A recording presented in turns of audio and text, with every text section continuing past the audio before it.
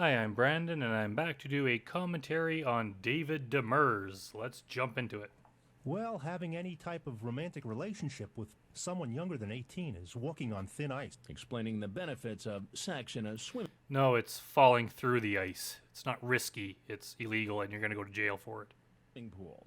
And the sensation for you is like having sex on a cloud. Don't Like, shut up. That's so stupid. leave our conversations open when you leave the computer. Oh, that's a good... Yeah, you wouldn't want anyone to be reading what you wrote next to a picture of your face. Good idea. Just using my noodle. I'll use this noodle so that you can use my other noodle. Like, oh god. Like, it's almost too stupid and juvenile to be disgusting, even though it is. Like, why would you say that? Now, on the wiki page for this guy, it says that he walks in with an erection, but I have a hard time seeing it. Like, is it just the footage is bad, or I'm missing something here? Good, how are you? It's like I don't think that's an erection, but maybe I'm wrong. How's it going? You can sit down if you Oh, want. thanks. How's it going? Good. Yeah, it's kind of hard to tell. You can sit down. Oh, No hug tonight. okay. Yeah, he was just trying to move in and get a hug. You can sit down. And this guy, like, Hey, Penny. Good, how are you? he looks like Anton LaVey, who is like the founder of the Church of Satan. If you don't know who he is, like Google him. He looks like this guy. How's it going? You can sit down if you Oh, want. thanks. How's it going? Good. You can sit down. Please sit down. Don't come anywhere near me. And I'll take the time to say that this is the most garish, grotesque-looking decoration job I've ever seen in a house. Like, it was like a blanket on the wall with like shells and stuff on it. This looks like the kind of thing that like a 7-year-old would do to decorate a house. Oh, No hug tonight. okay. Why don't you have a seat right over there, please? What are you up to? I don't know. I'm in a bad spot. Why don't you describe that Yeah, you are in a bad spot. Like, I think he's trying to say that like his life is in a bad spot, but no, you're in a bad spot right now. spot for me? Alone. I'm not going to deny it. I mean, obviously I'm here and whatever, so. I mean, is that Let me guess, you were lonely and bored, and you're just being stupid. Is that right? appropriate to send to a girl who says she's 14? No, not at all. Lounging around I know, naked? I knew it was wrong. I knew it was wrong, and I just couldn't stop. What was Yeah, I think I just went in a rant on the Christopher Cannon one about the kind of person who can't stop themselves from doing horrible things. Like, that is so dangerous. Like, there's people out there who are traveling somewhere to do horrible things to anyone, let alone children, and they know it's wrong, and they don't have the will to stop themselves. Like, that is horrifying. was your plan here tonight? Do you think you would have had sex with this girl if she was willing? If it would have come to it, Did you bring condoms? What else did you bring? massage oil. Massage oil. Like, this guy comes across as friendly and everything, but look at his eyes. Like, this guy looks like he wants to murder Chris. But the way he's talking, he's very soft-spoken. He's not angry. He admits to everything. But it's like, yeah, there's something in those eyes and his eyebrows that makes him look like he wants to murder Chris and then worship Satan over his body. You know what's going on here. Yes, I do. You know who I am. I don't know who you are. I have an idea. Who do you think? I believe you're some sort of detective or police officer. Or therapist. Well, I'm not. No. You'd be wrong there. I'm Chris Hansen with Dateline NBC, and we're doing a story on adults who try to meet young teens online for sex. I would deny nothing. It's all there, black and white. This is probably what I needed.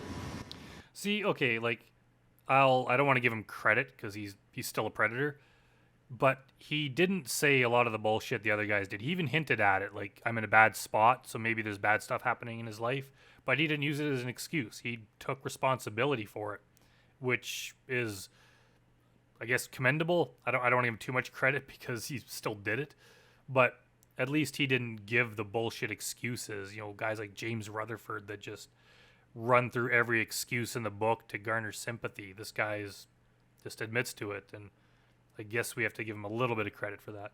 To straighten up. Scared the hell out of me. Should have scared the hell out of me as soon as she said she was 14. I should have just been like, bye. And that's what I'm going to do She was probably scared the hell out of you. from now on. Okay. Gentlemen, have a good night. Thank you. And he's one of the few to be nice enough to address the camera crew. I guess Dan Allen was another one that did that, but this guy was much more cordial. Thank you. On the ground. Get on the ground now. Get on the ground. He later pleaded not guilty to 3 felony counts. Yeah, after all that, he's like, it's all right there. And then it's like, he pleads not guilty. In this room is no sudden movements or jerking around. If you need to stand up or something, just let us know, and then we'll see about it. Okay? Okay. Sir, let me see your wrist real quick. Sure. Are you okay back here? It's a little uncomfortable, but I mean, yeah, that'll be Nothing okay. bleeding or anything like that? No. All right. Just relax. Yeah. What's your name? David. David, my name is Leslie Floyd. I'm an investigator with the state attorney's office. And I'm here in Flagler Beach, here at the Flagler Beach Police Department, assisting them with their investigation. First thing we're going to do is... The interesting thing is, too, if you look at his wiki page, he's, for one, put on quite a bit of weight. But he also has hair. Like, he's kind of balding on top, but he has a lot more hair than he does here. So given that this was, like, almost 20 years ago, he must have just been shaving his head on purpose here. I got to talk to you about a couple of things. Mm-hmm. Obviously, you know that you've been arrested. Yeah. And that you've been transported And I here- deserve it. here to the police department. Well, the first thing... Have you ever been arrested before? No. Okay. Well, the first thing that I want to do is I want to explain what your rights are to you, okay? And what, I'm going to read this to you and then ask if you understand and explain Mhm. if I can explain to you. Looks like he's in pain from the handcuffs. You have the right to remain silent. Anything you say may be used as evidence against you. You have the right to talk to an attorney and have him with you now, or all questions will be stopped at your request. What this is saying is that I want to speak with you and another investigator wants to speak with you. Mm-hmm. You can say, no, I don't want to talk to you. I want an attorney, and then we can talk to you. Or you can say, okay, that we can talk to you, but if at any time during the interview you decide that you want it stopped, then it will be stopped. Do you understand? I understand. With these rights in mind, are you willing to talk to me? Yes. All right, what I'm going to do first is just get a little bit of information from you for some paperwork. And David, I'm Liz Williams, and I'm a detective with the Flagler Beach Police Department. And I'm sorry to come in after you guys have already started talking. I mean, So what's going on tonight? being arrested for intention, I suppose. Or I don't know what the full title is, but intention to have sexual relations with a minor. Okay. And where are you from? Where do I live right now? Or Orlando. In Orlando. Did you drive from Orlando tonight? That is correct. And you came to have relations with a 14-year-old girl here in Flagler Beach? Potentially. And how did you meet her? It's just strange that he's just absolutely admitting to everything, and then he goes ahead and pleads not guilty. I kind of had an idea of that. To be honest with you, I'm getting a little bit of mixed information, so I wanted to be able to give you the opportunity to let us know what's going on. Okay. So I understand that you've already had and spoken to somebody about this. Well, it seems it was some sort of production on Oh, you noticed that, did you? online chatting and this sort of thing, and that's at least what they explained to me with the cameras and the microphones and that sort of thing. And so, at this point, I believe that who I was talking to was not really anybody. Okay. You live in Orlando, but you're not from Orlando. No, And are you married? no. Do you have any children? No. No. Who do you live with? A roommate. His name. He Yeah, just like that. he just recently moved in, like 2 months, 3 months ago. I think your roommate's going to be paying the full share of rent after you're in jail. He's probably not happy about that. Okay. And I want you to know that both of us are here to help you. Because it's my understanding that you really want to try to get The some. police are never there to help you. They're only there to convict you. Don't fall for it, David. Yeah. And I think that's great. I think it takes a very big person to recognize when they have a problem and to get help for that. Hmm. And are you going to a doctor to try to get some help for any kind of sexual problems that you have right now? No, I don't. I mean, until just recently, with the amount of time I've spent online, I don't know if you have the file or whatever, but you probably do. I started to think about my addiction to chat, and I wasn't really sure if I needed to get some help.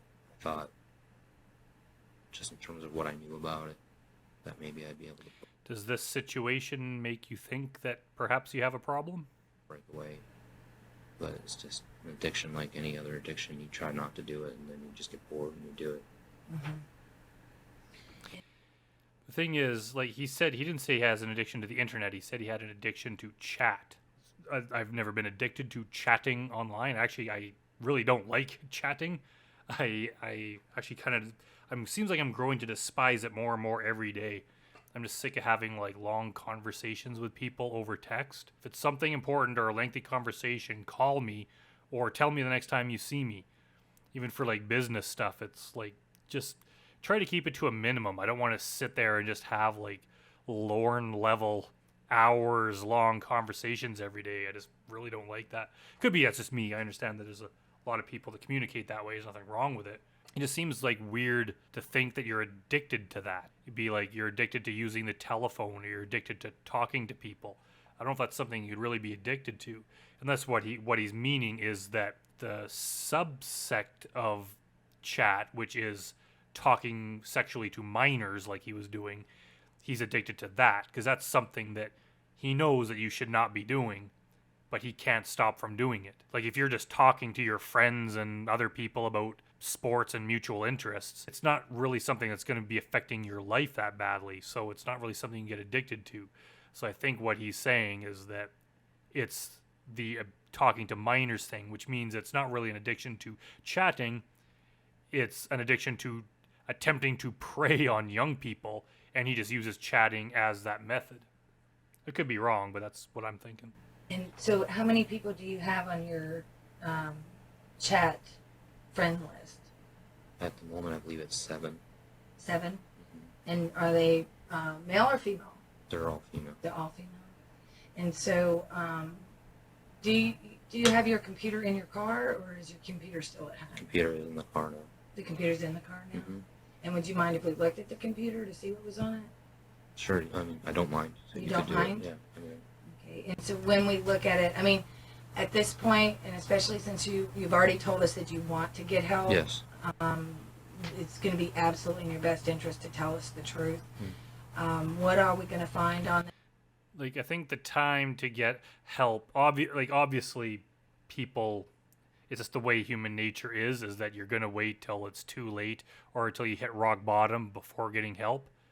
It's rare that people get help before, but obviously he would have benefited from seeking help for this problem. Once he even like hinted that he knew it was a problem, he could have gotten help then to stop doing it. But I don't think there is help. I don't think, like, as long as he owns a device that's capable of connecting to the internet and accessing these chat sites, I don't think there's any amount of help that could do it. Like the only way to stop is to stay away from it. Like, I don't know, like the counselor or whoever you talk to, what can they really do?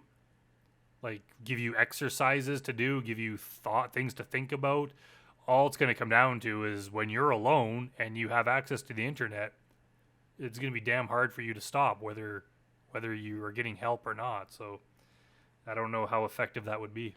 That computer. You'll find lots of pictures of my travels. I used to travel a lot, which is why I said sort of. I'm from New Hampshire. So basically, they'd be bored to death just looking through all these pictures of your stupid travel photos. This last 3 years, I was either living on cruise ships or in a tour bus.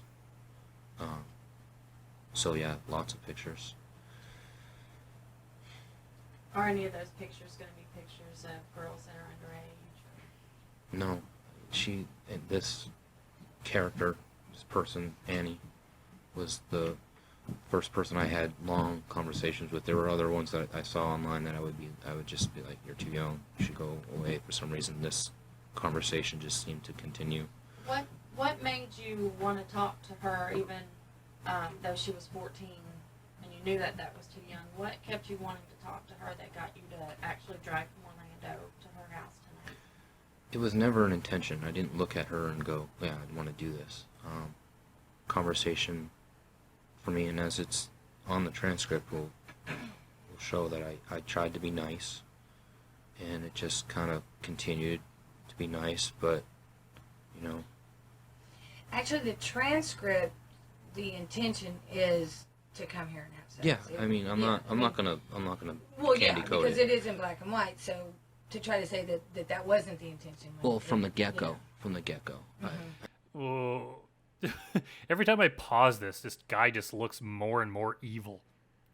Yeah, and he's trying to say from the get-go that wasn't his intention, but the intention developed. Bullshit, David. That is a fucking lie.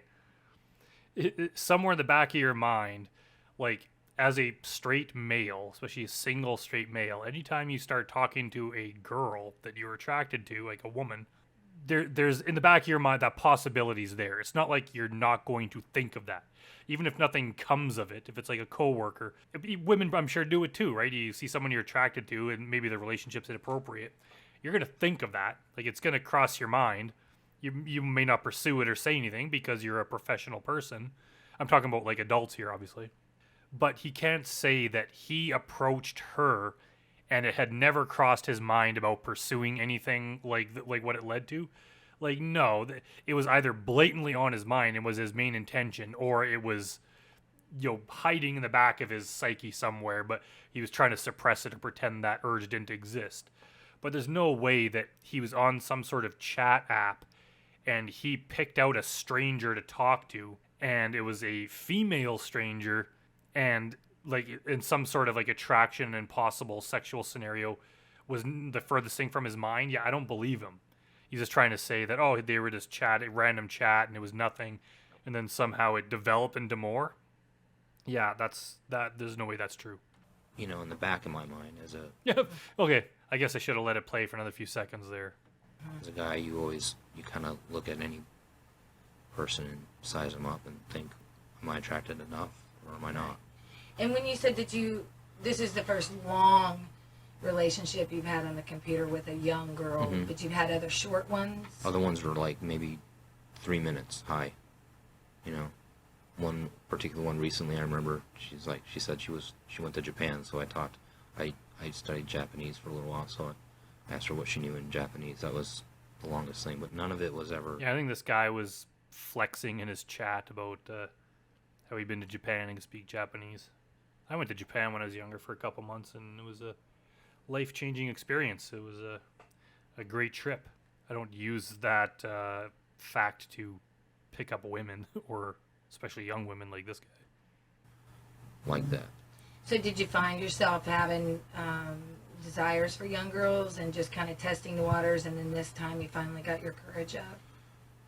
I never even thought about it until this happened. So it wasn't like I was like testing the waters. It just, this happened, and it all just snowballed. Right. But is he saying he was talking about 7 girls? Are they all underage? I think is what he's saying. So you were testing the waters. Why would you be having a conversation with 7 underage girls?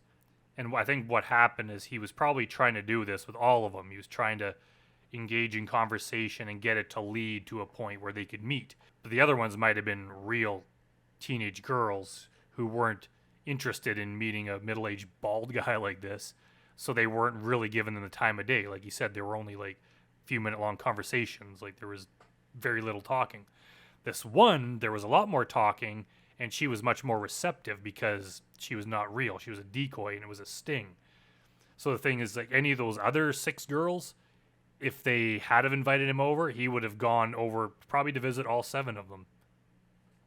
Again, I'm just speculating, but I have a feeling I'm right. But you started out talking to young girls and then getting more and more sexual until you started talking to Annie, and then it was... No, it was all just within that Japanese conversation I talked about was probably within the same week I met Annie. So how many different girls that are around the age of 14 have you talked to? You may have asked this, but I was reading. Just at all, like hello, go to bed, something like that. Just stupid comments, probably 3. Okay. And how...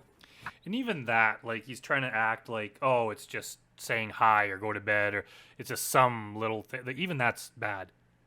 Like, if you're on an app, like, I don't really use, like, I use Facebook, I use Instagram, and, like, text to, like, talk to people, even a little bit of Twitter. I don't know if there's underage people on there. I've honestly never looked. But what, like, even just reaching out, like, seeing someone underage you didn't know and being like, hey, like, and like sending them a DM to like just say anything, like that's immediately just inappropriate. Like, if unless they're like a family member, you have a reason to talk to them. But just he's just like putting out a little bit of bait, right? He's just talking with them, and then he might talk a little bit more next time. He's just casting these like fishing lines, just trying to just stir the waters and find someone. Like, he's just starting conversations. Like, even just starting that is wrong. Like, I wouldn't want any older man like this to be talking to my teenage daughter, like, at all. It's just like, why are you sending them private messages? Or like, I don't know what form the chats used back then, but it's just like he's going down a very dark path and playing with fire just by even reaching out and saying hello to them. Because we've seen what happens when the conversation progresses. He's more than willing to drive to their freaking house. So there's no way that this decoy was special. Like, he would have been willing to do that with any of them. How long ago was the first one that you talked to? All within the first time that I met Annie. So probably within this month. Well, you met Annie in November, so... Well, we just started this month. I meant within the last 30 days. Within the last 30 days. Did you have any type of sexual relationship? Chat online with these any girls? Others? Or did you send any of the other girls the No. pictures of your genitals? What made you think to send these pictures? It wasn't like all of a sudden I'm going to do it. We were talking about sexual content in the conversation, and it got to that point. How did you do the pictures? And I'm sure, like, all these predators, like, they have a grooming process, whether it's months long or hours long or even minutes long. But they kind of there's slight variations, but they tend to follow the same thing. It's like they reach out to them, they start talking. They either start off kind of innocently, most of them, or they'll even, like Lauren, try to be the protector. They'll warn them, like Walter Babb, stay away from guys like me. It's kind of like, I'm here to protect you kind of thing. And then they start asking questions like, are you a virgin? And what kind of stuff have you done? And that just leads into more sex talk, which leads into sending pictures of your genitals, which leads to talking about meeting up, which leads to you going to the house, which leads to you getting arrested. They all kind of just follow that same thing. So I bet you he had, I don't know if he'd like developed it in his head or planned it, or if he was kind of with these different girls he was talking to, he was like just working on it like organically as he was going. But yeah, that's what he would have done with all the girls, right? It's just like, yeah, he started talking to this one, and then it led to sex talk, which led to him sending naked pictures of himself. But if he was never caught, and say like years went by, and like he would have been doing this all the time, and they all would have followed that same thing. He would be always on the computer, always trying to find teenage girls, any of them that were the slightest bit receptive and would have a chat with them. He would immediately lead it to a sexual kind of talk, and which would lead to him sending pictures of himself. Like, there's no way it was like this one girl that he did this to. Like, I don't get why the guys do that. Like, they just, it's like they have like a script they use. They're almost like a telemarketer where just read these steps because this is most likely to lure in the potential buyer or the potential victim. And it's like, say these things, ask these questions, and try not to scare them away, and then just let it progress to this disgusting point. Like, like this guy can admit to what he did all he wants, but like it's just vile. Like it's like, yeah, you're sending pictures of yourself naked to this young girl. Like why? Like in what reality would that be appropriate? I've never sent pictures like that to anyone, like adult, like even like women I've dated. Like I would just, I just know that traps of doing that. I guess, you know, between adults you can do it if you want, but it's like I sure as hell won't. I just know what could come of it. And to do that to a young girl, and not only is it disgusting and despicable and illegal to do it, but it's gonna get caught. Like, what if her freaking dad finds it and he's got a picture of your face? Like, I don't know if your face is in it or not, but like, it's gonna trace back to you, like it did. Like, it's just so disgusting. How did you take that? It was with the webcam. It wasn't. There weren't stills. It was a video. And so, what did you bring in your vehicle besides the computer? Change of clothes. So you were staying over? I was gonna leave early in the morning to get back to work, which I'm screwed up. That leaving early in the morning means you were gonna stay over. I brought a blanket, a towel. I brought condoms. I brought. You know, the condoms are in your car now? They were in the backpack. Okay. Massage oil. I like how he leaves the most incriminating things to the end. Yeah, I brought a change of clothes, blah, blah, blah, condoms, massage oil. Did you bring Viagra? No. Do you have a prescription for Viagra? So the computer's in the backpack too. Books. That was all just. It was my work backpack. And what kind of books? It's the actual curriculum the class that I do the labs for. Okay. And you teach at a junior college or something to that? It's at a So this, I mean, technically this guy's a teacher, but obviously he's not teaching young kids, so it's kind of in a different category. It's still, it's still an issue, and I'm sure he's eyeing up a lot of those young girls. Whether or not he's done anything with them, like, who knows? But it's not as bad as, you know, teaching 6th grade, but it's still something. College, regular college, accredited college. I'm sure they brought your vehicle here. If it's not here yet, it's going to be in the process of Okay. being here. Is there anything in the vehicle, because they've got an inventory of the vehicle, is there going to be anything like marijuana, alcohol? Because they're going to inventory it, so if it's there. There is a toolbox of sorts. I call it my gig box or whatever. Inside there's soldering iron, screwdrivers, needles, pliers. I make cables. Okay, but there's nothing like marijuana, No, nothing. alcohol, Nothing. any type of, There's Listerine. well, but not like any type of No, hard liquor or no. anything like that, or any type of medication. No, there's like 2 fish oil pills in my backpack. Okay. Just trying to lose weight. Okay. And is the vehicle yours? Yeah, I mean I'm paying for it. You know. What year vehicle is it? Yeah, that's what yours means. 2003. Chevy. Yeah. Did you get Unless he's trying to say, like, technically it's the bank's because he's got a car loan or something, but if you're paying for the car and the registration's in your name, it means that the car is yours. it in 2003? No, I bought it when I moved down here in July. I just bought it. And you still have a loan on it? Yes. Who's the loan through? Chase. Through Chase, okay. And you moved here from New Hampshire in July? Yeah. And what did you do in New Hampshire? I didn't. I was working on cruise ships prior to. So I've been in Alaska, Hawaii. What were you doing on cruise ships? I mean, what was your job title? I was an entertainment technician. Oh, okay. You were doing the same. Yeah, I've been wiring doing and the same stuff. forever. Okay. Do you have any questions for us? Well, we talked about my car, and I just, for some reason, had this question come up through my head. Am I losing the car?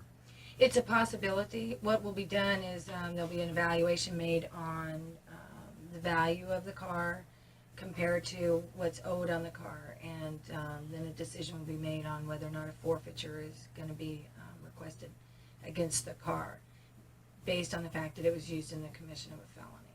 Okay. Okay, so, but we'll be notifying you of that If that doesn't happen, then there will be an impound administration fee. Okay, what about the other property? Well, right now, all things that are valuable in the car and the computer.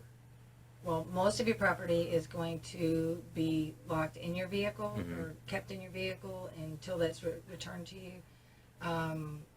With your permission, we're going to look at your computer, and if it's not evidence of a crime, are these pictures on your computer? There are maybe a couple pictures that I have another person that I talked to. She's actually in Serbia. She sent me pictures that were similar in nature. I sent her pictures. I put them in a folder that you'll find on the desktop. How old is she? She is 24. And what's the name of the folder? Milika. Milika? Yeah. It's the only proper name that's on the folders. Well, actually, there's a folder for Alan too. I'm sorry. You'll see it, Milika. Mm-hmm. And so there's an air card on your computer? Is that how you access the internet from your laptop? Is that the only computer you use, or do you have another computer at home? It's the only computer I have at home. There's computers at work that I'll use on occasion. And so when we look in the log of the websites that you've been to, are there going to be any websites that are going to be pornographic in nature? Yeah, do you really have to ask? Well, I guess they have to ask, but like there's any question. I would bet anything that every single guy ever caught in this show or anything Chris Hansen's done is probably way more addicted to porn than any other normal man. Just for the fact that they would get to this level. Like, again, maybe I'm wrong. Maybe I'm looking at it in the incorrect way, but it doesn't surprise me at all. Okay. Any websites that are going to be pornographic with children being depicted? No, teenagers, and usually they all say, all models are 18 or older. Whether that's true or not, I'm not sure. But the website's titled Teens Having Fun or Teens something like that. Usually teen is in the title. Yeah, what I usually do is I go through a web portal. I guess it's called onlymovies.com. So I don't know how it archives, but you'll see they're on there, I'm sure, in the history of it. Well, David, I don't have any more questions for you.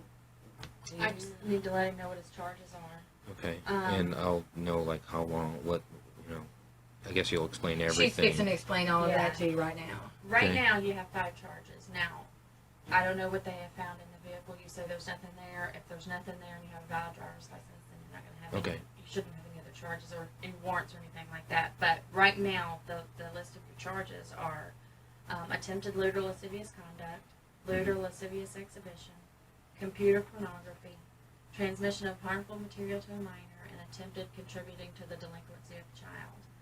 All of these, you're going to go to the Flagler County Inmate Facility, and they're all going under no bond. Okay. Now, once you meet with the judge, which should be at first appearance within the next 24 hours, then the judge can set you a bond. Okay. But until you meet with the judge, then there's no bond. Okay. Okay. Okay. Is there a way I can have my watch taken off? Because it's affecting the... Let me check.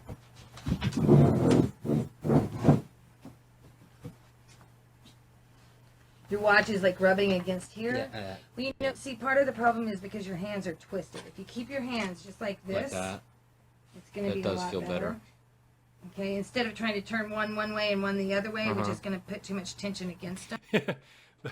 Back to their personal story when I got arrested for my DUI, and when we're in the police station, apparently, like, in any area that's open to the public or accessible to the public, you have to be cuffed.